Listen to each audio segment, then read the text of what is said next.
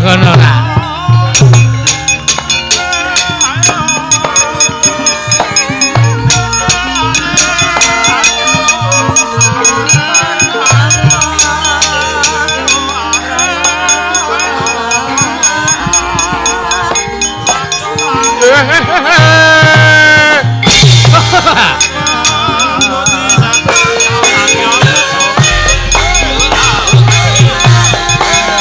Kula ingkang sowanan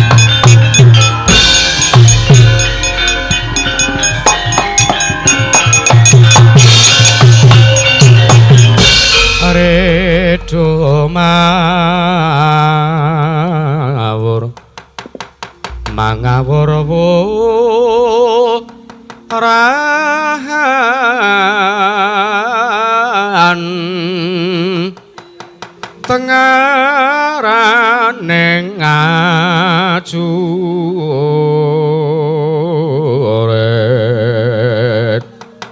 kong makuru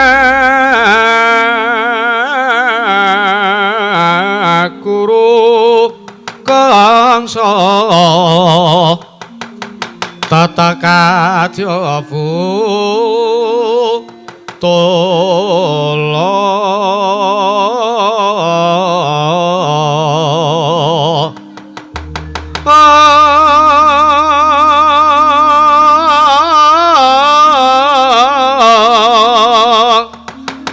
Orpan Sriteng Turangga Hesti Ara kata ingkang sang Tojo layu sepit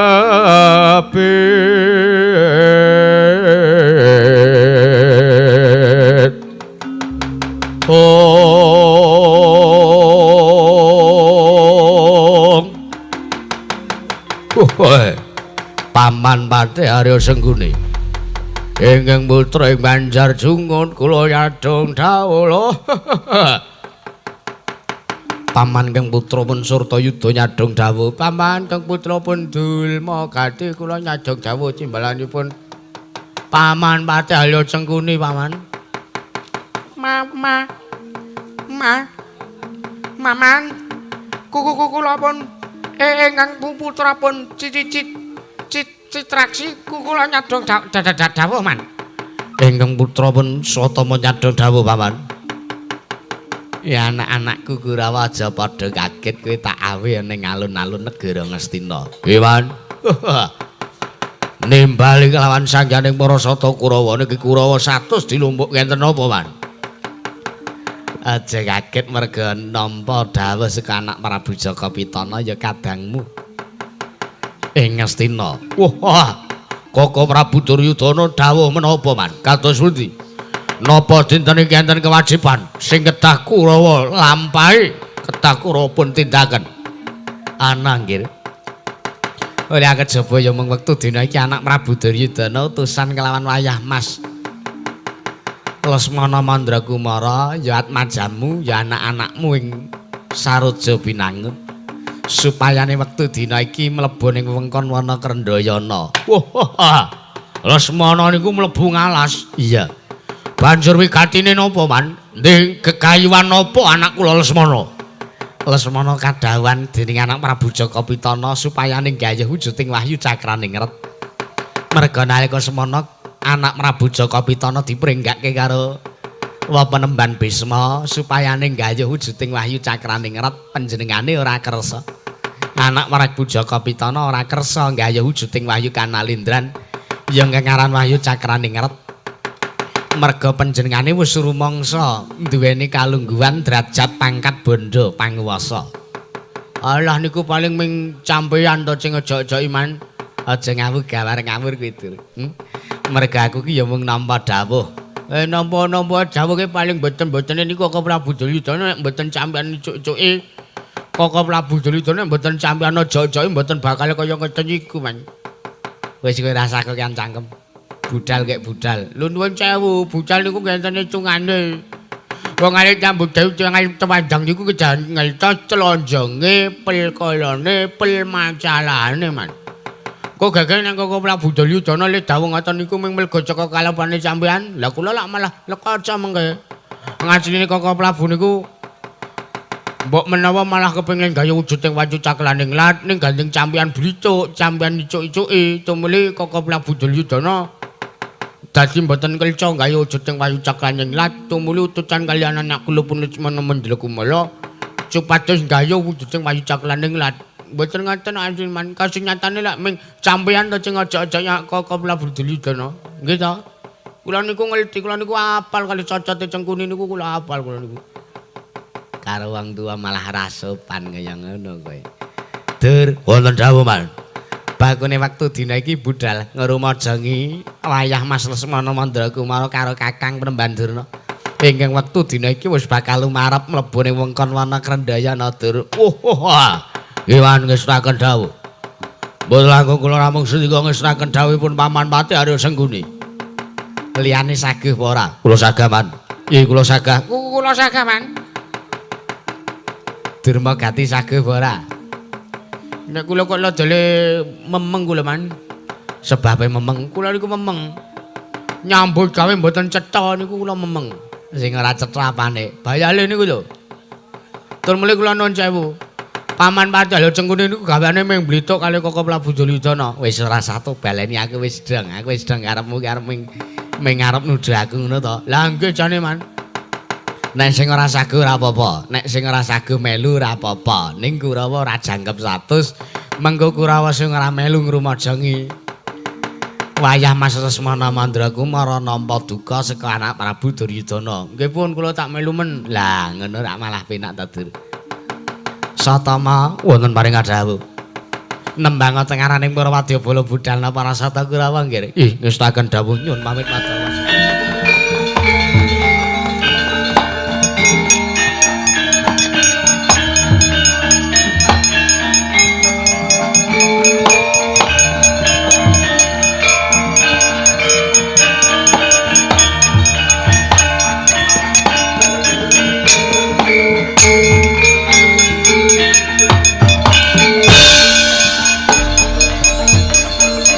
Sonama Viva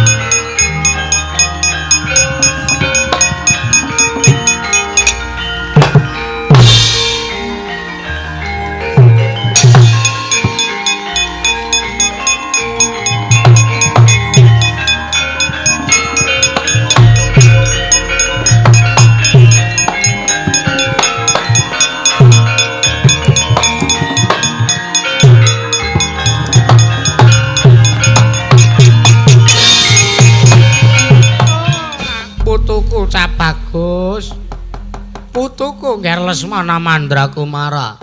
Kula wonten maring adhawuh Hyang Durna. Apa ya wis pancen mbok tata lahir batinmu kanmu bakal mlebu ning wana Krendayana iki.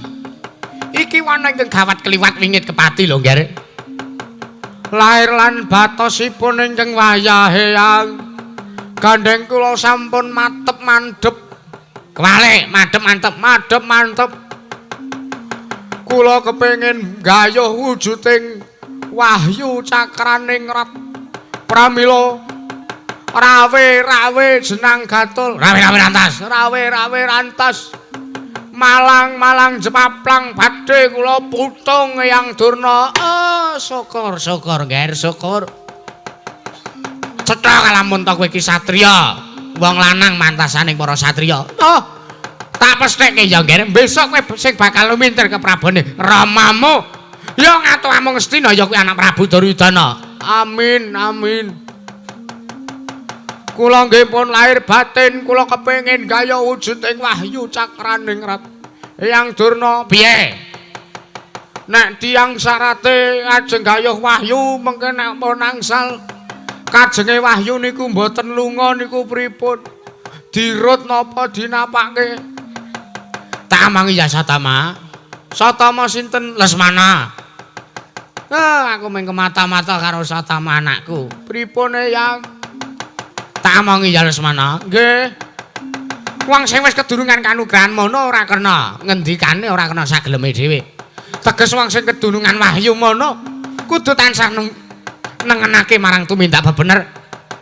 Benerke sing kleru.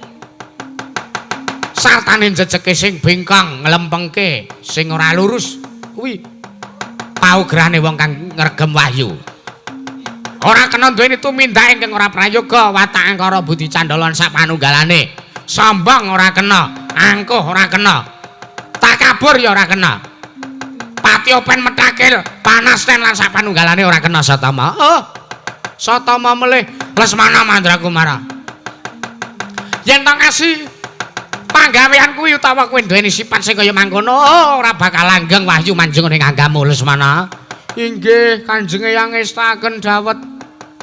Lajeng benjang menapa anggenipun badhe mlebet wonten ing sasana wana ing kasihan. Karep ning wana Sabang napa piye? Mlebet wana niku lek wana Krendayana. Inggih. Mlebet wonten telenging wana Krendayana. Benjang menapa Yang? Ora ketang sambung abot sore tang aja. Tak kanthi mlebu, Ger. Tak kanthi mlebu. Nggih. Bismillah nggih, Mbah nggih.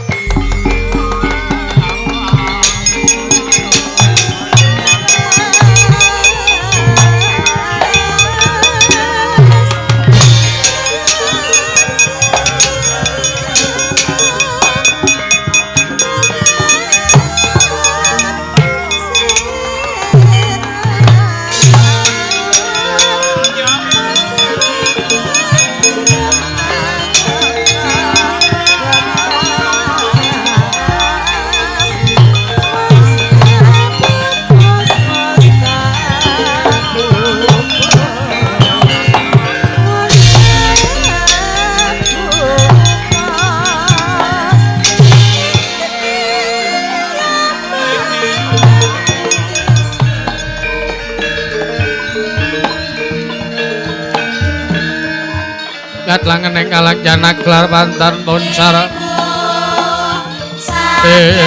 nonar kekonang surem sara tetan padang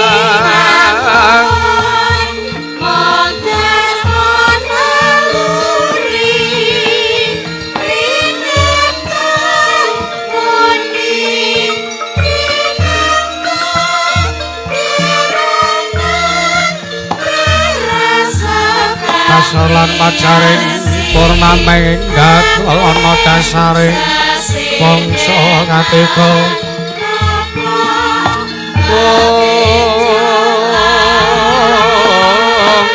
suwe-suwe ana cobrana bangkit magang kang wirama sigra saya lakna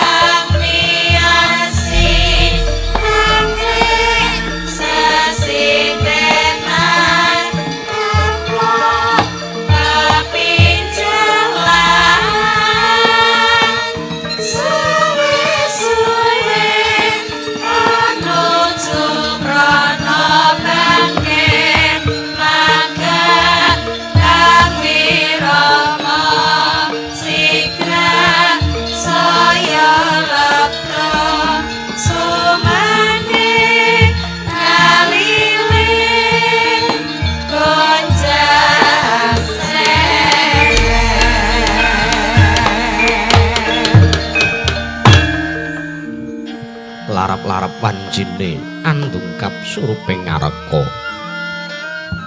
Cahya kudara warni cenar pindha kencana binabar nguwung sorot lembayung kekuwung winangun proba warni jinggo. Lah punika tuhu prabaning Sandyaka lenggeng umiring Sang Pratangga Pati kang ngarsa manjing Ancala. Gumanti ratuning dalu kang anelai kayap suda mabyor ing akasa. Sumunu sorot ing glagah kabesmi dadya damar sumpah jaring Purwaratri. Pramila katingal menjila pernahing prayoga winangun kedaton anenggih adeging kraton negari ing Dwaraka ya negari Ndwarawati ya negari ing Jenggala Manik ya sinebat praja negari ing Jenggala Pura.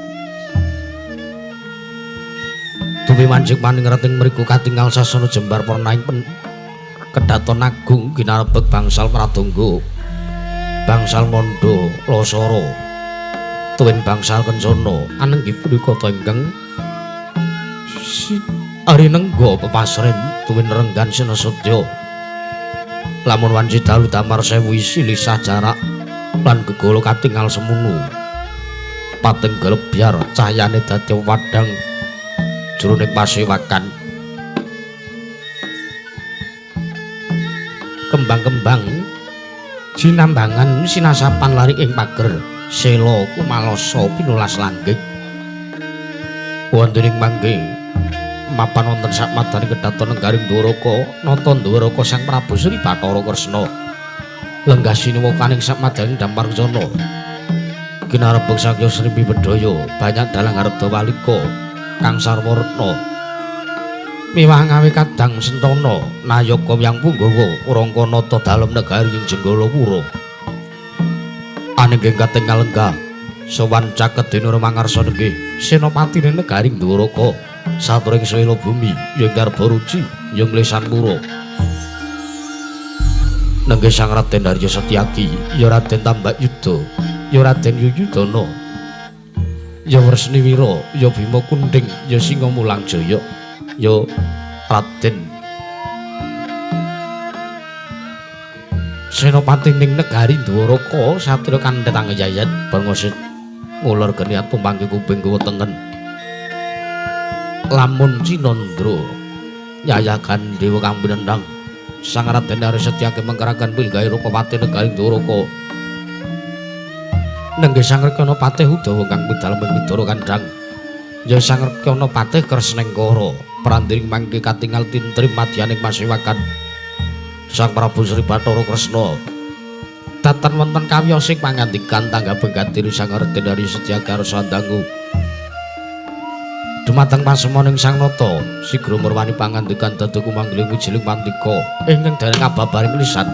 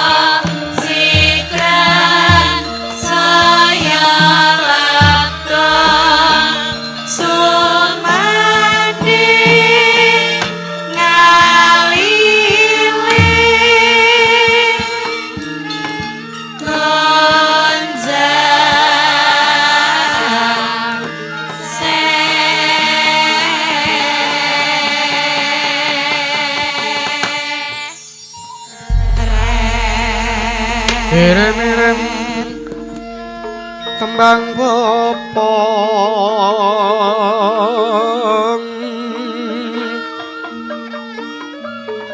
kembang bopong sare mulat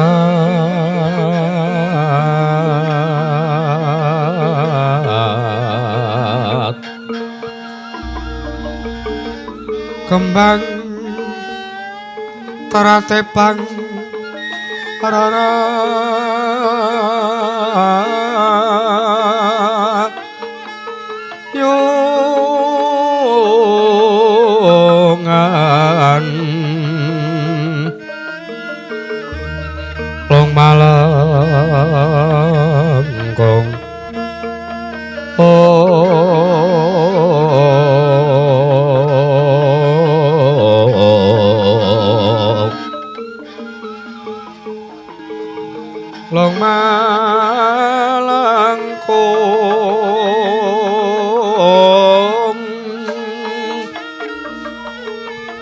tumambat kang sarwi papolatan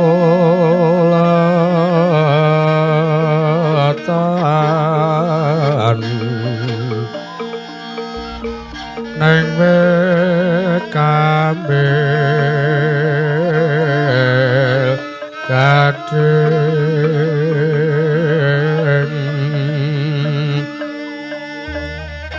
ler kembang karang sungsang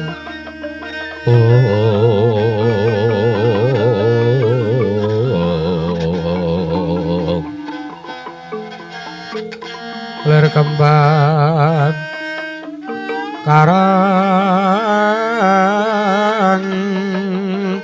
sungsang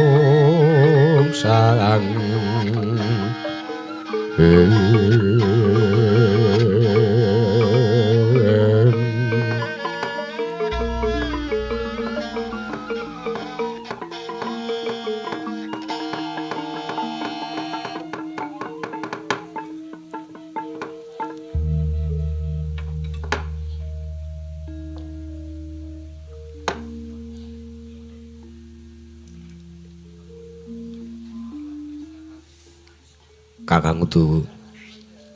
Pripun Yayi Mas? Pun kejap 8 esuk. Kula nggih. Ngantos pun meh magrib. Lah nggih. Dering wonten wiyos sing pangandiga saking Koko Prabu Kresna. Wah. Kok gek semaput niku Sofi dideliki. Sampeyan aja ngawur to. Lha. Lah ket wau esuk lho Kakang Mas.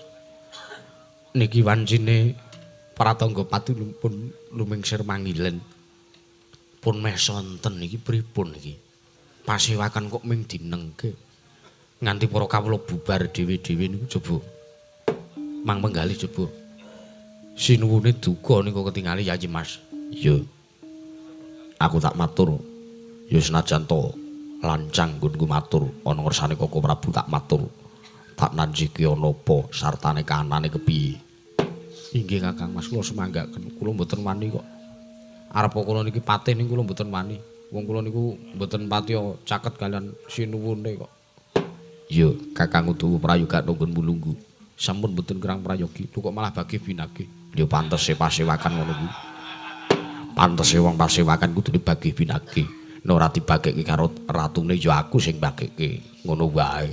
Oh ngaten. Ha iya. Oh nggih. Nggih. Koko Prabu, Ngapunten kula mancal mikrofon. ngati-ati to cenanangan ning pasewakan ngono. Nuwun sewu Koko Prabu.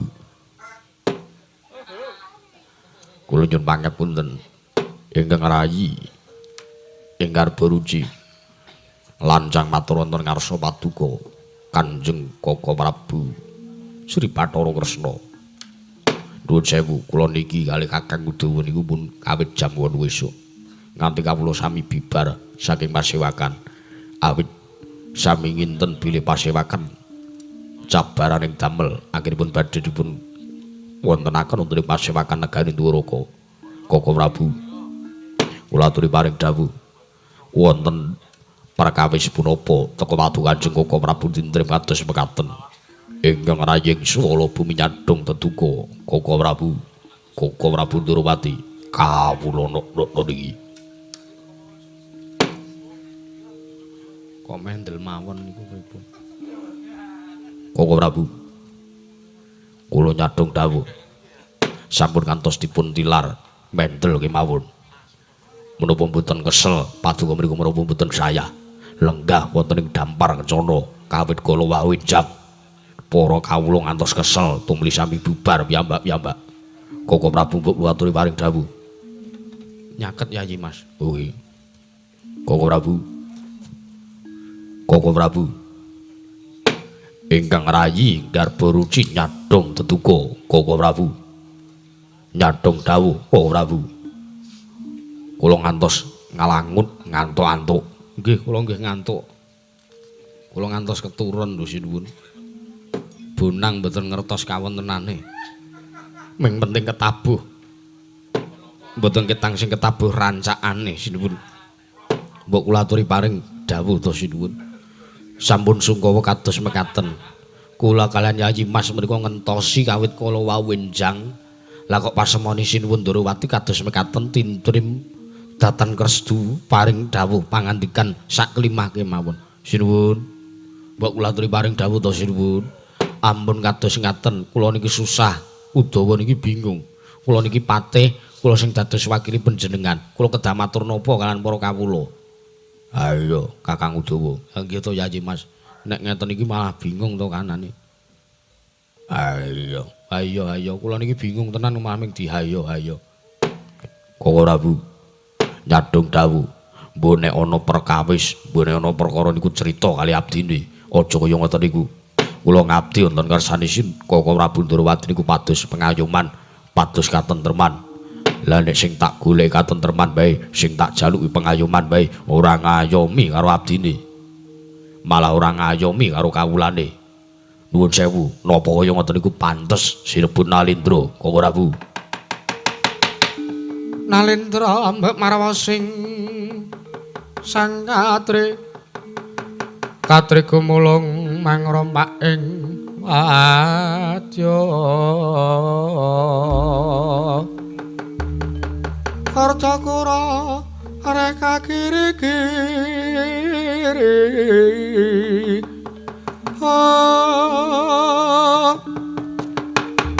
Ronanggono magawe kelare wang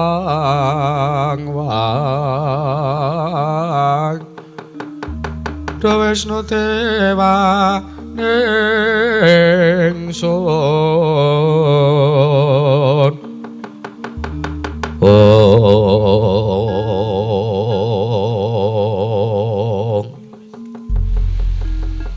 Ya jagat pangestu ora wayah ndara jagat ngalamun ngalangut nggonku mikir babakan legetaning atiku nganti ora ngerti sartane ora krasa yen to pasewakan wis suwung ora ana wong belas.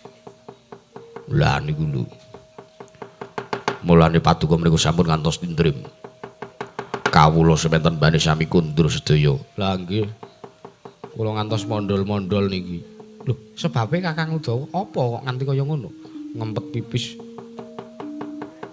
Pasewakan mosok ajeng pipis rak mboten wangun to. Niki mungkin nek ngompal pripun? Lho pun metu sithik niki. Pun celidrit. Kok ya omonganmu kok ya kaya ngono. Lah, kersa mesem Yayi Mas. Piye Kakang Udawa? Pun nggih didangu, Mas. Kula nyadong dawuh. Sampun kawit kala wau enjang. Kula mriku kalian Kakang Udawa nampi dawuhipun padukan Kanjeng Koko Prabu. Dering sepisan kemawon kula midhanget pangandikanipun Koko Prabu. Mbok kula aturi ngenti Koko Prabu. Setyaki Wonten dawuh. yektine nggonku duweni pasemon kang kaya mangkene iki mergo aku bingung. Wah bingung mbok gondelan cagak. Ora sandagel Kakang Udawa. Aku reti janjane aturmu sing srogal-srogol kaya ngono kuwi niatmu gawe senenge atine Nata Ndrawati ning nadyan to kepiye wae. Wong nek lagi sungkawa, wong nek lagi tintrim didagelono kaya ngapa ya ora iso guyu. Wulangi. Nika wedhuse dipakan dereng nika ora. Kula ngantos lali dereng ngarit niki. Patih kok ngarit. Setyaki Wonten dawuh. yektine aku bingung menggali babakan ana ngendi dununge anakku Samba Wisnubrata. Lho, liripun bingung. Menapa angger Samba mboten wonten ing negari Ndrawati, oncat saking kasatriyan mekaten. Ya pancen bener mangkono. Wasana telung Candrali kalungguhan iki anakku Samba nilar marang kewajiban kaprajan. Sartane ninggal kasatriyane ya ing marang Garuda. Malah aku uga wis ningali kaca paesan ndak presani ana sajroning kaca paesan jagate anakku Samba peteng. Ora dimangerteni ana ngendi dumununge sartane kaya ngapa kanane Setyaki.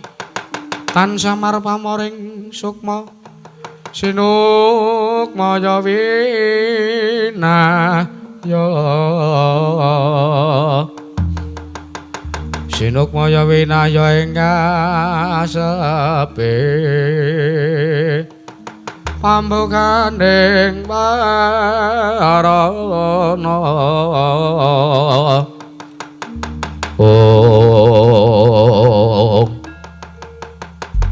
nuwun sewu malah nembe menika kula mangertos menembe wekdal sak menika kula mireng pawartos bilih Angger Samba Wisnu Brata oncat saking kesatriyan Paranggaruda. Iya, mula kang saka kuwi Setyaki. Anggonku bingung iki ora mung menggalih babakan anakku Samba ing oncat saka kasatriyan. Nanging aku uga nampa nawala saka kadangku ya Yayi Madukara, Yayi Pamadya.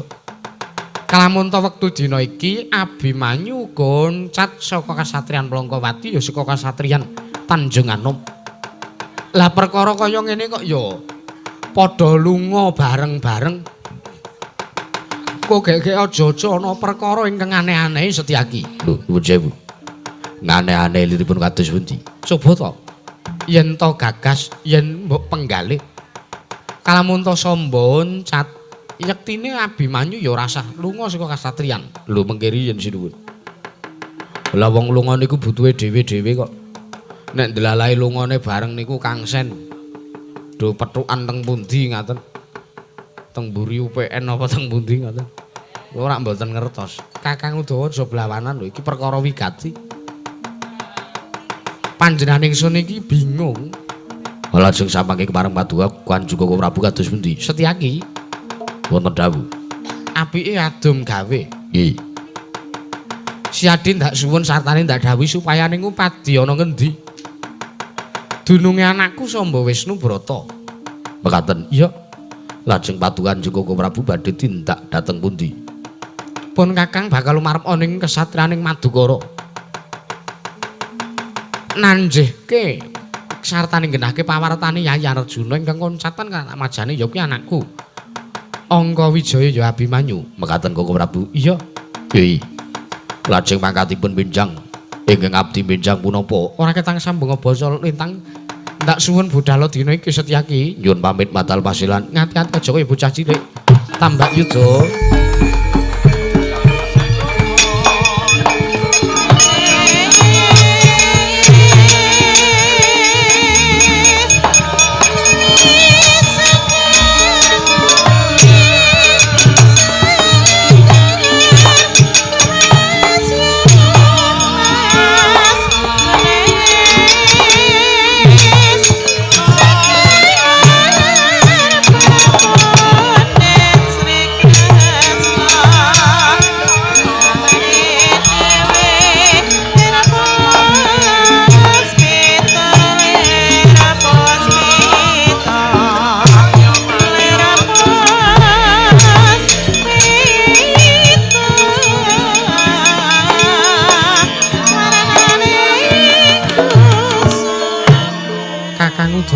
Wonten dawuh ndak jaluk supayane sira Kakang Patih Udawa ngrendani kanan Praja Negara Ndrawati aja ngasi kumplang.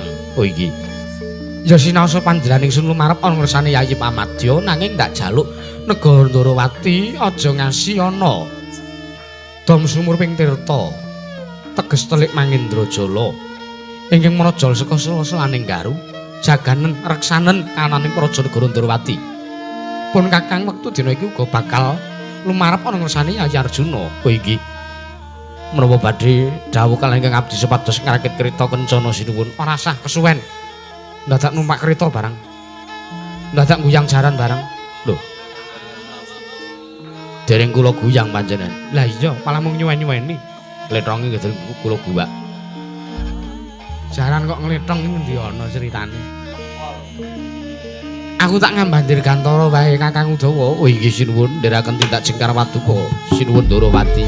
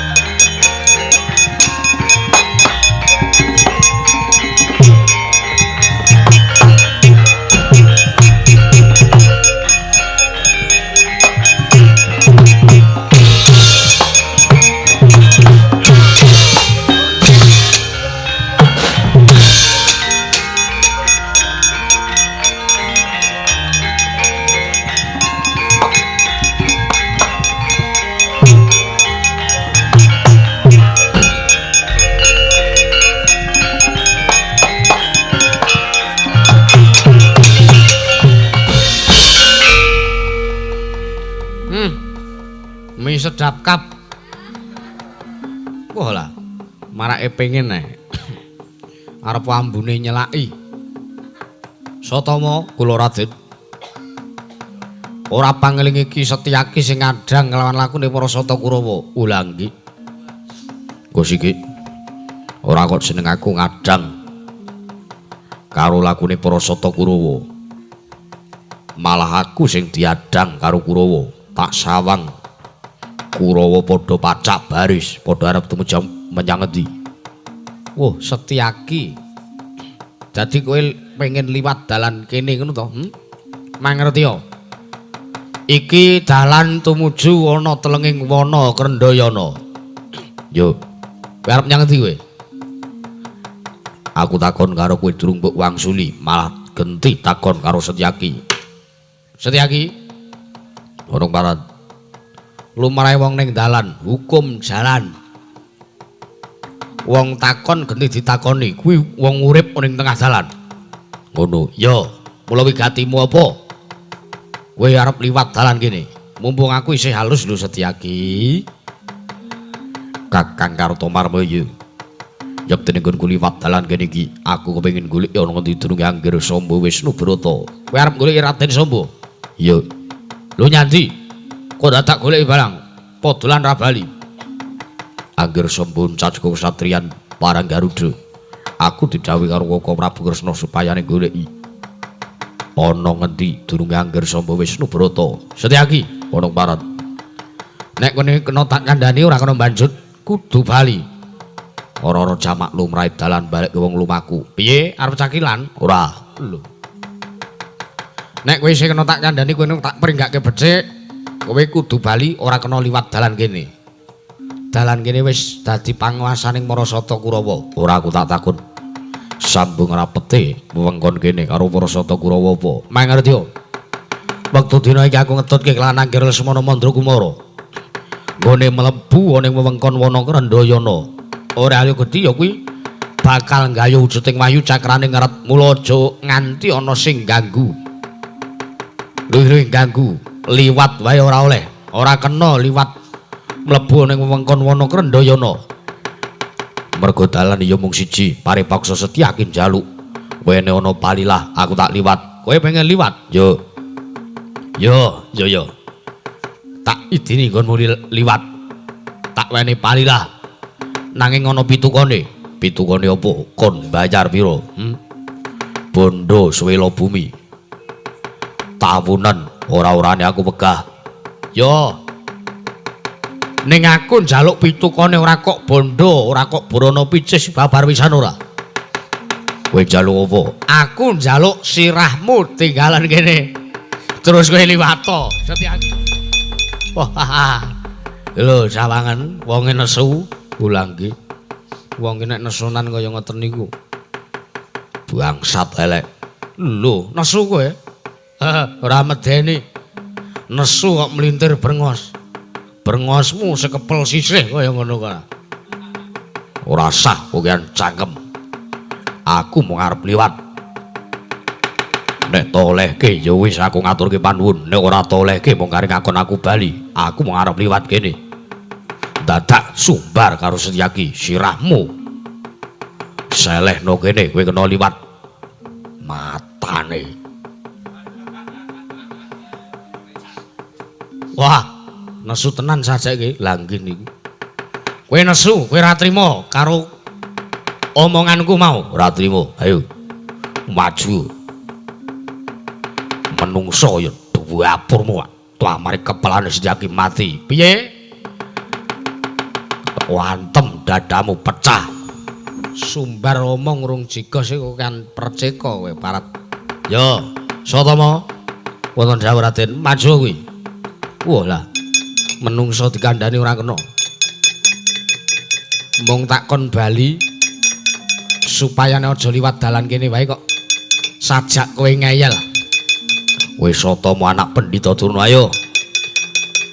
Aku ya karo Kurawa wis ngandhake sartane wis mringgake becik kowe ora kena liwat dalan kene. Yen ora kena liwat dalan kene ora dadi ngopo sing tak dadeke perkara cangkeme Kartomarma wani nyumbari karo Setyaki. Nek ngono kowe wani karo Raden Kartomarma? Wani.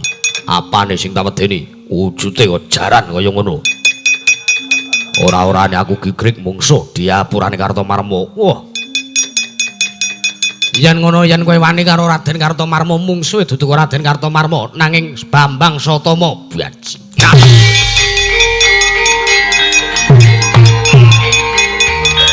Wah.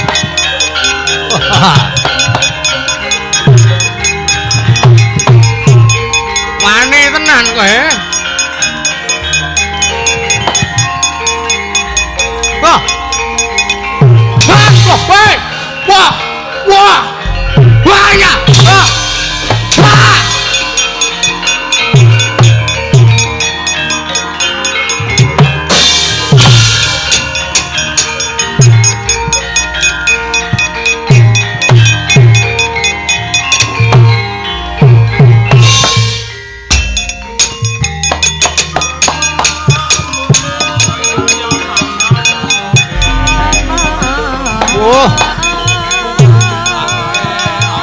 Brengsek.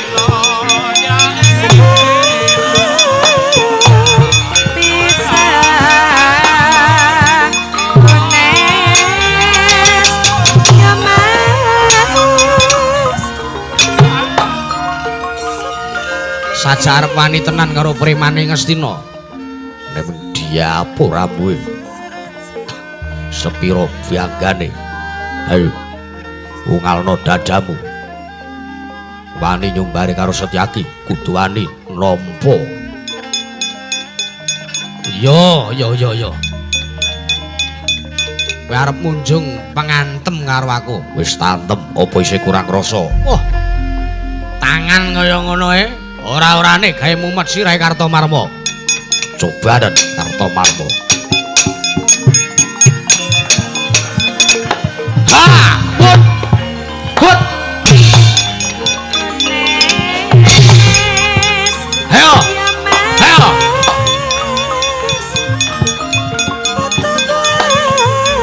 Kartomarma lele.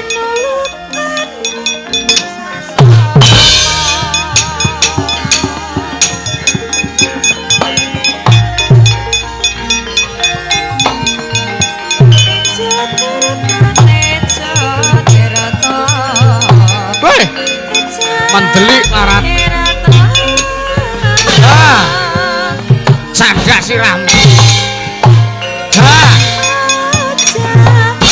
Jebleske lemah. Cagak jasmu kene, sikilmu. Kartomarma warat. Ping diapur wis pira banggane.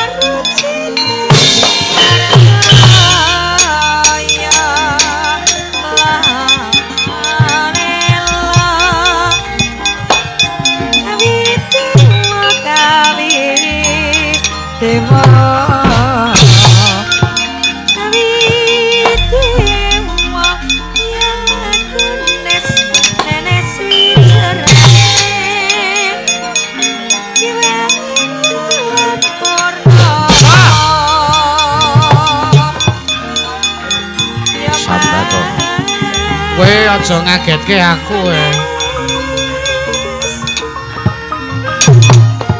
Cagak sirahmu iso apa kowe? Ha! Ha! Ha! Mati aku. Ha! Ha! Ha! Ha! Hei, yo! Ha!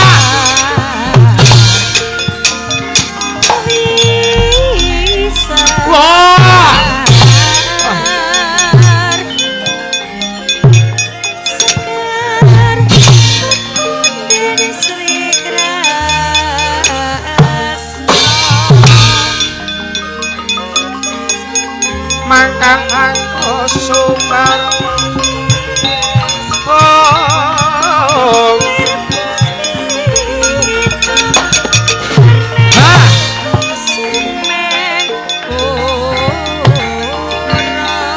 Ndel-ndelke para jajak iki.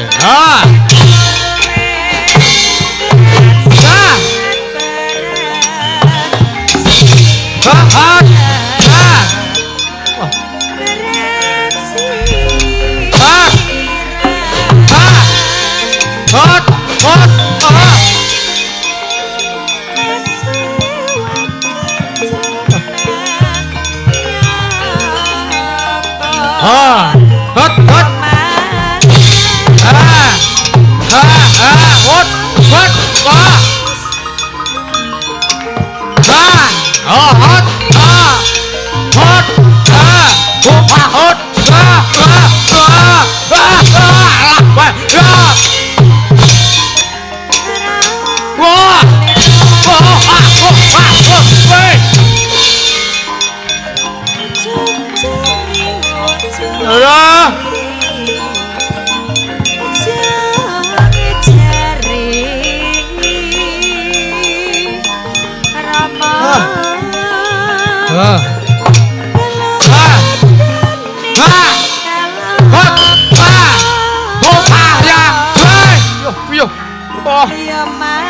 rusuh banget Pak we.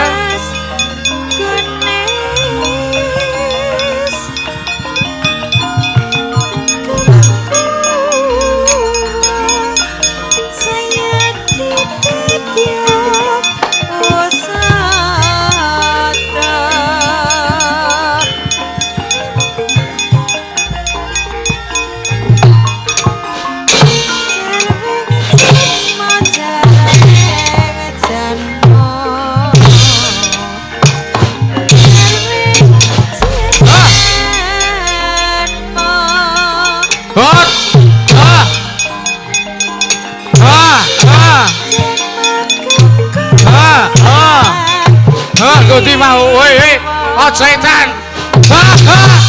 Wah. Wah.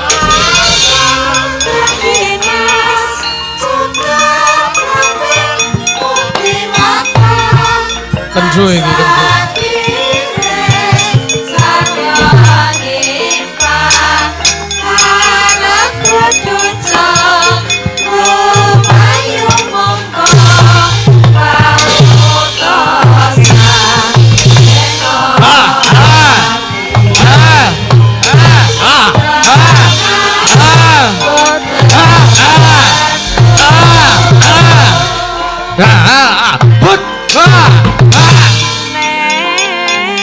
Padake ra iso kembali ke kendelanmu Barat.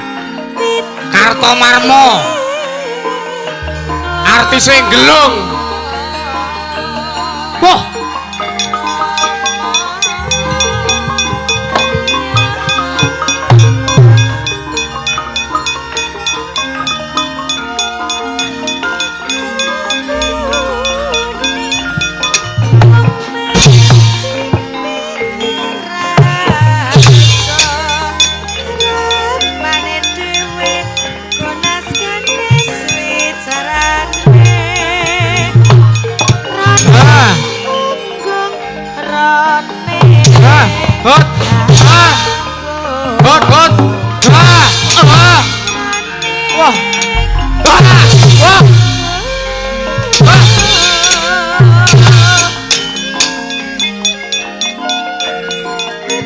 Basa musuhku.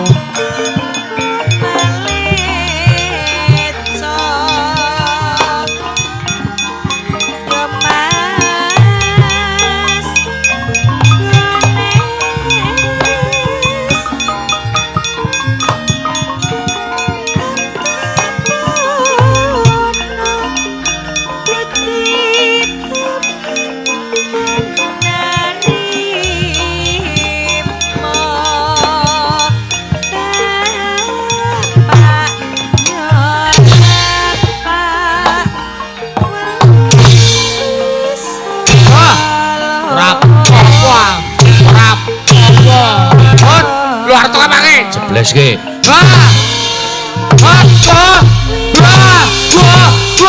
aku karepe dhewe.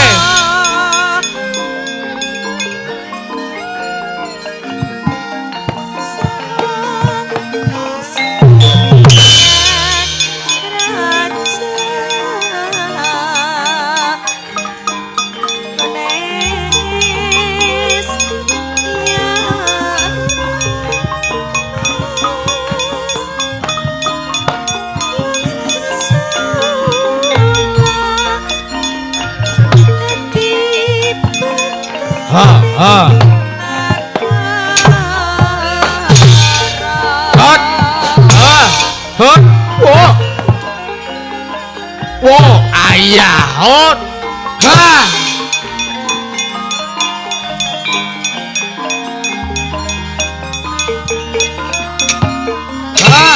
hot aduh hot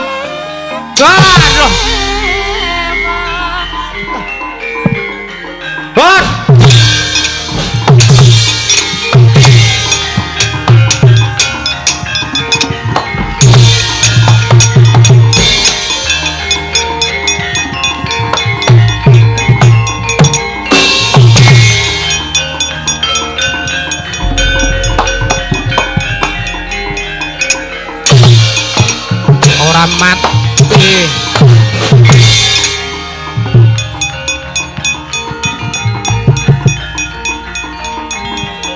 ha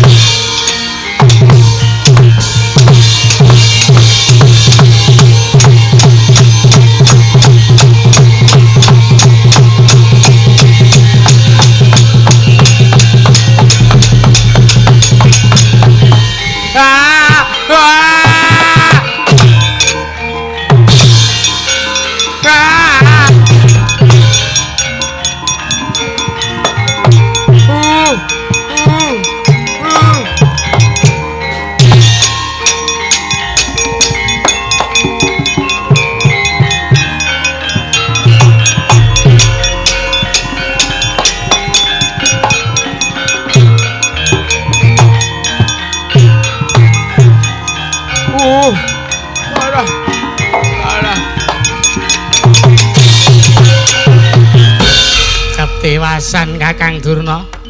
Depati Arya Sengkuri kok majar-melajar. Nyekeli wiru niku kenging napa Depati? Modar. Kurawa dipun adang kaliyan Setyaki. Diadang kali Setyaki? Nggih. Kurawa nungsang puyang numbuk bentes gudel bingung. Kula rekane arep nyawang mara-mara Setyaki ngantem kula brias. Kula candhiak sirah kula jebleske brias. Candhiak sirah kula tidak brias. Candhiak sirah kula diantil rai kula pres. Lah sing ngeri dhewe.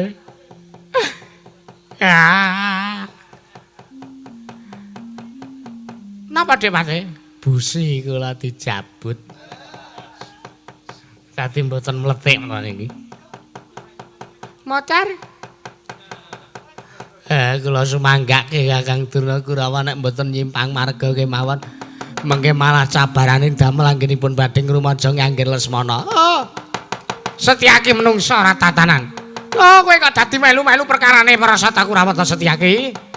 Sawangen iki Begawan Durna. Kowe iso ngundurke Kurawa tangi lamun kowe iso nampani dayane pusakane Begawan Durna Kyai Cundra Manik.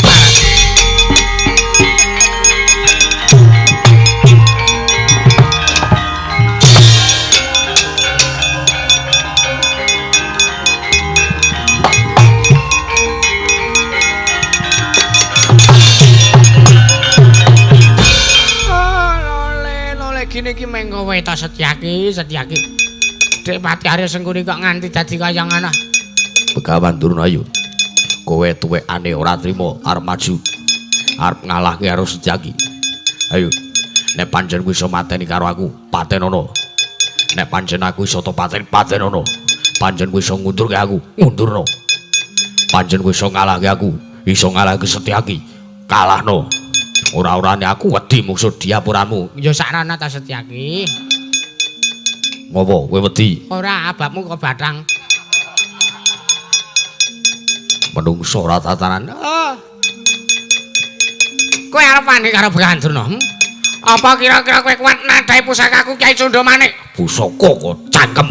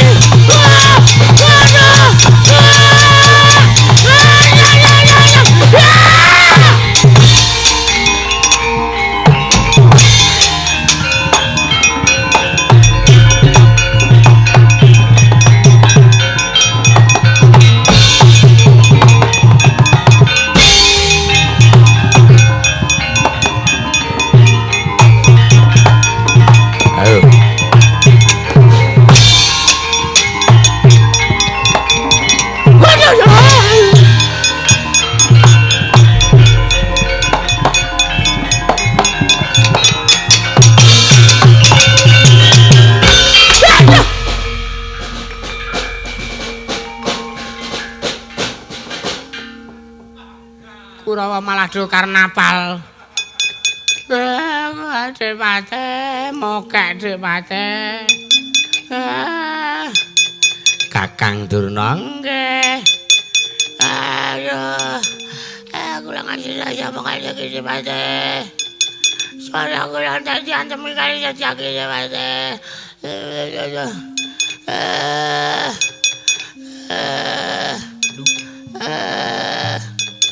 Sampeyan iki ketemu Setyaki.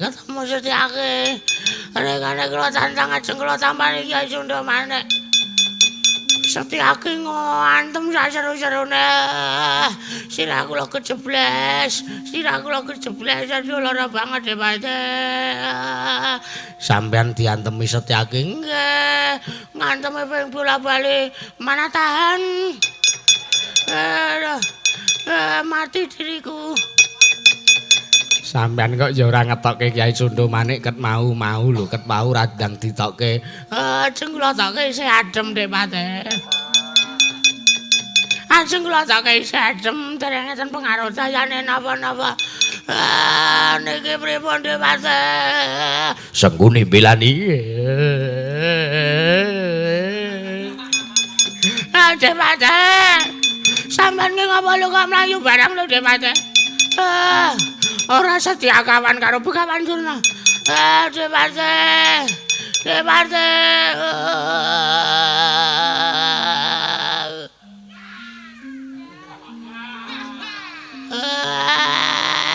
Modar tenan. Setyaki kowe karo tekan kapan to kowe sengit karo Begawan Durna.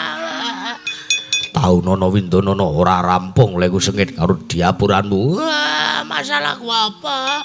Dosa luputku karo kowe apa tak setiake? Nganti rasa omongan iki, nganti rasa omongan setiake. Aja kaya ngono tak setiake. Brengasmu ilang-ilane. Hei. Aku entuk liwat kene ora? Entuk liwat to. Liwat to setiake aku ikhlas. Aku ikhlas liwat to setiake. Yo. Ngaturke panuwun. Aduh, akhirnya gue lunga.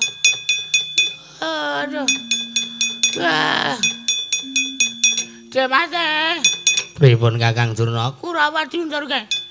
Dikandhe nyimpang marga. Ampun mapan teng mriki Demate.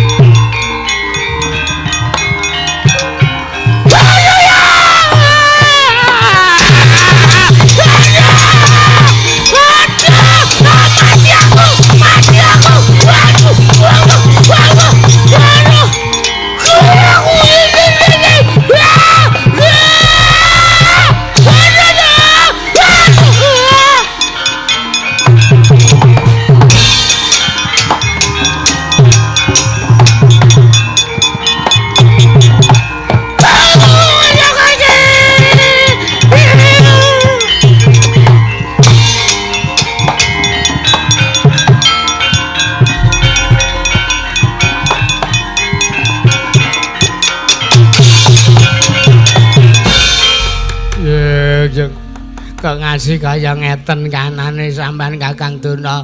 Bagus apa tulisannya? Pripun? Bagus apa tulisannya?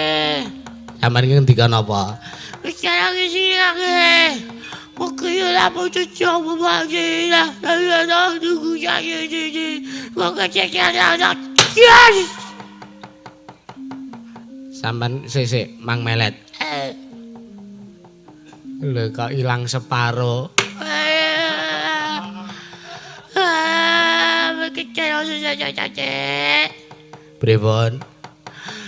Kecil lagi Setyaki? ya. Napa? Aku yang lagi campen. Apa? Aku yang campen kau ya. Campen niku napa? Campen. Oh cangkem. Cangkem kok ya iso campen iki lho. Ya kecil Ilate sampean.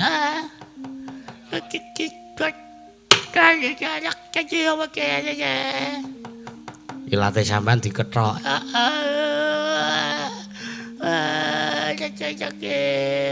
Pripun? Maksudnya niku napa? Ya kok ming niku sing sampean pikir nek ora ndilat. Cepat deh. Pripun? Awak amba. Napa? Awak amba. Napa? Awak amba. Saru. Sekali punya kali. Sekali ya. Sekali awak amba. Gene sinten sing ngombo? Macetnya nih. Campurnya. Jangan ngomong napa sampean. Awak amba. Sekali dah oke. Oh alah tombong. Nah. Patih goblok. Lho kok cetha? Kok cetha sampean ngomong patih goblok cetha? Ya kecil aja. Ayo oke. Nyimpang marga manyet.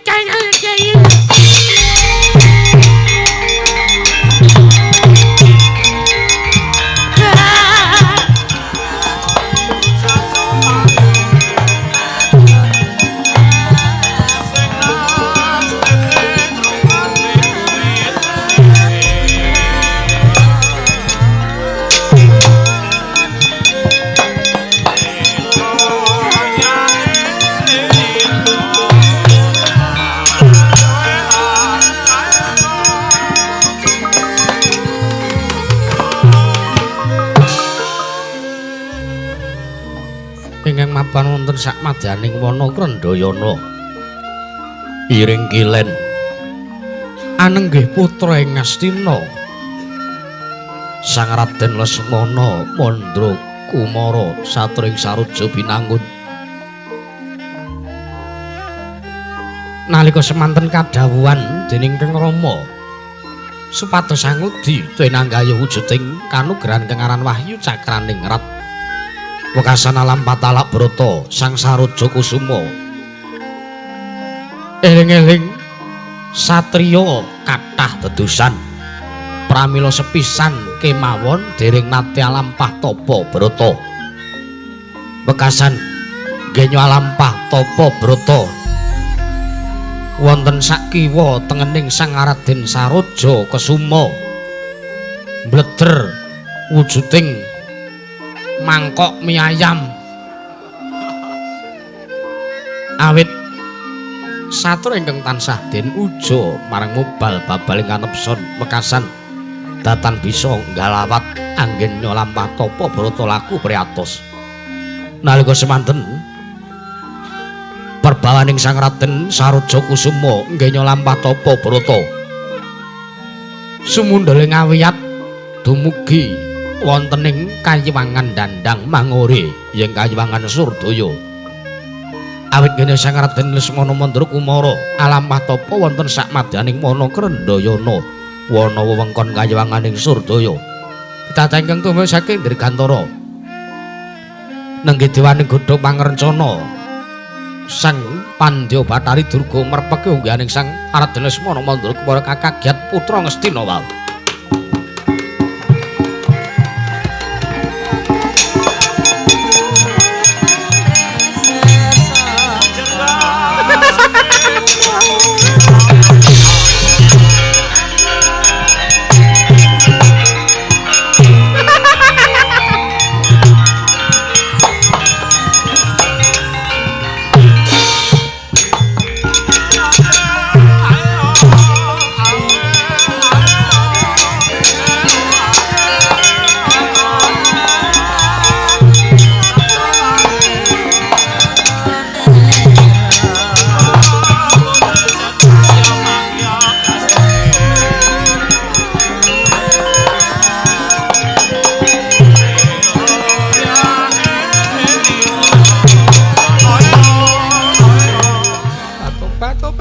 Sodhe selikara dina. Layak to layak. Hawa panas ya Kayiwanganing Surdaya ing Ketaman gara-gara jebul ana putra Ngastina ingkang laku tapa Brata bat wayah ulun Lesmana Mandra Kumara. Mengko sike kowe kuwi bangsane apa? Tasawangka cat katon catora.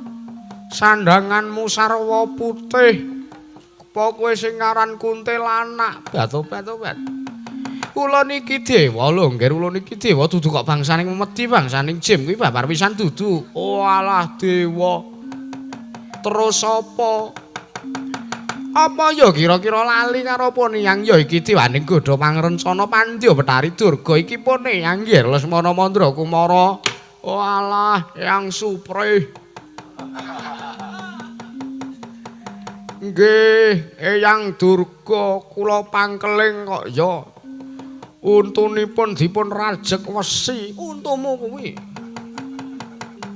kajengipun boten melajar to Eyang kula ngaturaken bekti kula katur Eyang Durga iya nggih Lesmana Mandra Kumara ulun tampa miyalir pangestu namanana nggih apa ta darunane dene sira laku tapa Brata talak Brata ning tenging mana Krendayana dayane nganti sumundhul ngawiyat gawe Kayiwanganing Surdaya Ketaman gara-gara nggih Lesmana mugi ndadosna ing pengetahuan kawuningan kawuningan anggenipun ingkang wayah laku tapa Brata wonten ing telenging wana Krendayani menika kula namung nampi dawuhing Rama Prabluk Duryudana supados kula nggayuh wujuding wahyu cakraning rat. Eyang kula niki bingung, kula mboten taune mboten nate laku tapa brata. Lah kok kula kadawan supados kula laku tapa brata wonten ing wana Krendayana, kula bingung Eyang wahyu cakraning rat niku kapan lek kula nampa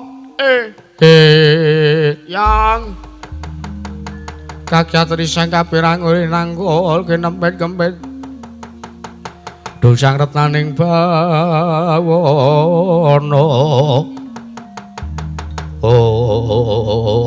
Bat. Sode selikur dina lagi wae panjenengan ulun iki rarasanan yen to aku uga bakal kudu nggayuh lan wujuding wahyu cakraning rat malah kepasang nyoja katuju nginu ya nggih Lesmana. Apa kira-kira jeneng kita njaluk kelawan Poneyang supayane Poneyang kenggayuh wujuding wahyu cakraning rat. Lah nek saged nggih ngaten mawon. Wong kula niku tiyang cubluk ing ngaran Sugeng Tias Kalamun Denina. Nora kaya si punggung garuk-garuk. Bat. Seneng kita kuwi aja kaya mangkono. Kula nyuwun tulung kok Eyang. Supados kula dipun gayuhaken wujuding wahyu cakraning rat. Iya nggih, Poneyang sago. Poneyang sago nggayuhke nanging ana pitukane. Pitukanipun menapa? Pitukan niku napa, Je? Prandek puno ya ora marteni, mandek puno kok ya takon. Pitukan kuwi teges ana syarate yen to pancen Poneyang mbok jawis sartane mbok suwun supayane nggayuh wujuding wahyu cakraning rat. Oh, ngaten. Iya. Lajeng syarat-saranane napa? Napa kedah wonten tumbal? Mboya ya nggih. Poneyang mung njaluk yen to pancen jeneng kita nyuwun kan Poneyang supaya nggayuh wahyu cakraning rat tak jaluk. Dadi sumpah prasapa ya prasetyamu ya Lesmana. Besok ngalamun to sira putuku Lesmana Mandura kumrawus tekaning mati. Ragamu dadi panganing bangsaning Jim sartane bangsaning Bajul Barat. Banjur sukmamu manuksma dadi wadya balane Betari Durga. Sukmamu dadi demit ya nggih kira-kira sago apa ora? Waduh. Pripun niku? Kira-kira sago apa ora yen to ora sago ya wis. Poneyang ora sago nggayuhke wujuding wahyu cakraning rat. Wah. Pripun nggih? Raga kula dadi panganing bangsaning Bajul Barat, dipangan bangsane dedemitan.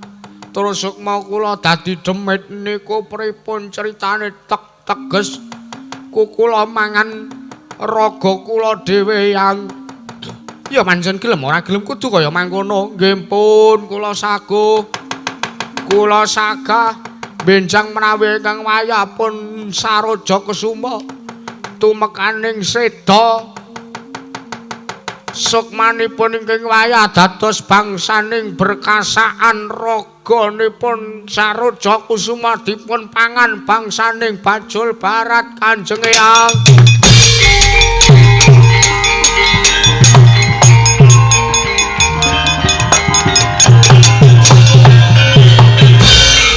Aduh kaseneksan jagat sak isine lho nggih Lesmana Mandra Kumara. Yen to jeneng kita ngasih nglencati lan apa kang dadi janji kita. Dosa gedhe Lesmana inggih yang ngaturaken panuwun ingkang tanpa pepindhan lajeng benjang punapa tindakipun Eyang Durga. Muyang ketang sambung baca ingkang tumulipun yang bakal budal dina iki nggih Lesmana.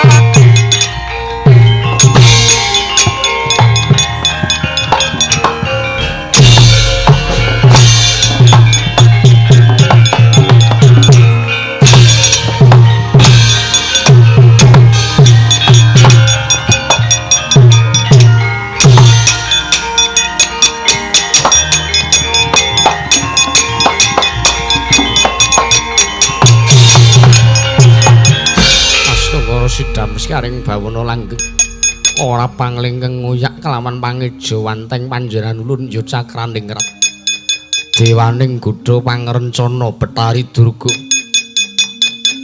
ndak sawang perbawane nampa utusaning watak Angkara Budi Candala yen to ora mlajar goleki kasuwargan iso aku mengko mung anjuk marang juranging kasangsaran Betari Durga.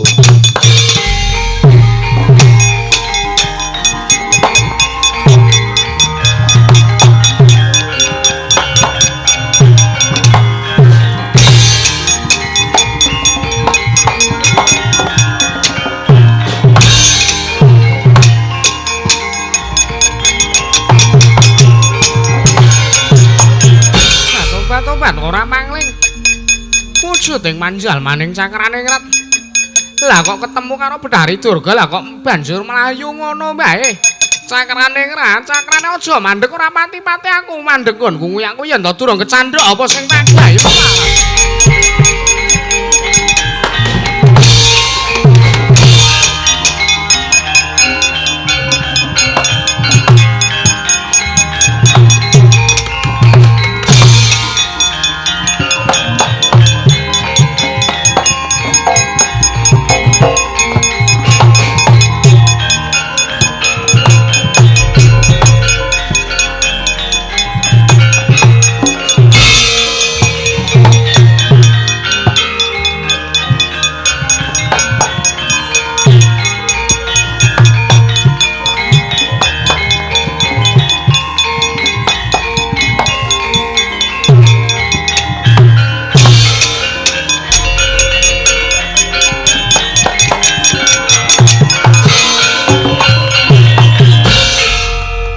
pancen kudu ngono kuwi. Ayo.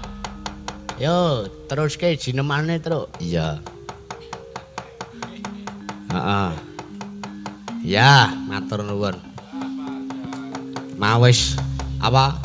Ayo, ki mau Bulia bareng ngaturke jineman uler kambang. Iya. Saiki genti Bu Tarni tralala ayo. Iya, Kang. Nyeng nyeng nyeng nyeng nyeng nyeng. Heeh. Matur nuwun. Heeh. Wah, iki kok sajake do kademen iki. Rumahku bar saka Magelang kok terus awan kademen, wengi kademen, esuk kademen. Ya malah berkah iki nek ngono kuwi kok, Gong. Heeh ya. Iya. Ning aku mengesuk tenan lho, Truk. Ngapa? Medun saka mobil tekan ngomahi langsung mak ngas. Apane? Angin ngomah kuwi lho, kon panas to nek darak nggon aku kan pinggir dalan tur dalane iki meko. Meko ki apa? Kebak bleduk wis panase aja mak nek truk liwat mak kendreng. Aku ya muring-muring. Truk picek apa piye sopire? Ya ora kena ngono to, Gong. Ya aku ya barbare ya astagfirullah, aku ya ngono. Ya, mangga. Wah iya. Preh rong bengi kok ora menyang. Iya. Mangga Bu Tarni jinemanipun jineman kandhet. Kandhek. Akan kandhek. Iya. Pelok to, Gong. Pelok.